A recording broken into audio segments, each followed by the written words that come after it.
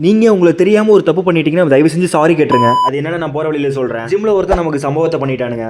Hello guys, இது 2025 முடிகிறதுக்குள்ள ஒரு good physique கொண்டு வர போகிற சேலஞ்சில் டே 20. காலையில் எழுந்து கொஞ்சம் லேட்டு தான், அதனால் சாப்பிடல. ஸோ அதனால் வெளியே சாப்பிட வேண்டிய சூழ்நிலை உண்டாகிருச்சு மக்களே, மன்னிச்சிருங்க.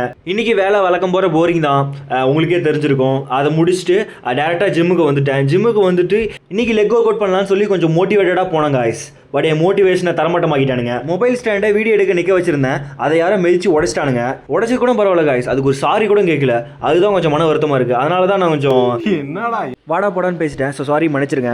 இந்த வீடியோ பார்க்குற உங்களுக்கு நான் அது ரெக்வஸ்ட்டாக வச்சுக்கிறேன். அது என்னன்னு பார்த்தீங்கன்னா, உங்களால் ஒரு மிஸ்டேக் நடந்துருச்சுன்னா ப்ளீஸ் சாரின்னு ஒரு வார்த்தை கேட்டுருங்க, அது அதோட முடிஞ்சிடும். இதில் எனக்கு என்ன வருத்தம்னு பார்த்தீங்கன்னா, ஒரு சாரி கூட கேட்கல, அவன் மிதிச்சுட்டு அவன் கண்டுக்காமல் கிளம்பிட்டான். அதுதான் கொஞ்சம் மன வருத்தமாக போயிடுச்சு. அதனால தான் இன்றைக்கி வீடியோ எடுக்க முடியல சரியா. ஸோ மன்னிச்சிருங்க காய்ஸ். இன்றைக்கி லெக் ஒர்க் அவுட் தான், பம்பிங்கும் நல்லா இருந்துச்சு. அப்புறம் இன்றைக்கி போஸ்ட் ஒர்க் அவுட் மீலாக ரைஸ் ஒரு 250 கிராம்ஸ் ரைஸ் ப்ளஸ் சிக்கன் வச்சு இன்றைக்கான போஸ்ட் ஒர்க் அவுட் மீலாக முடிச்சாச்சு. அவ்வளோதான் மக்களே, அடுத்த வீடியோவில் பார்க்கலாம். அது வரைக்கும் வலிமையாக இருங்க. நன்றி.